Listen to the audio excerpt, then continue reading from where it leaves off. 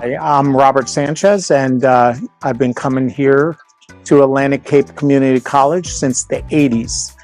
I started out in coming here to school just to take classes, but I had always been working in restaurants, so I graduated from the culinary school in the mid-80s. After 20 years of doing that, in the late 90s, they used to have the Casino Career Institute here at ACC. It was ACC then.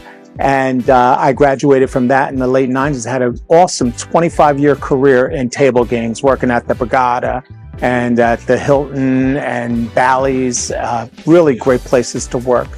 And I had a battle with cancer. I had liver cancer. So for the last 10 years, as a matter of fact, this August 4th is my 10-year anniversary since I had my liver transplant.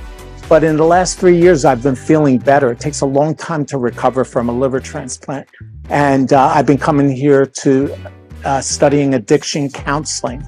And I graduate in 1 month from now on May 21st. And I'm really proud of myself because whatever career I decided that I wanted to go for, I was able to do it right here at Atlantic Cape Community College.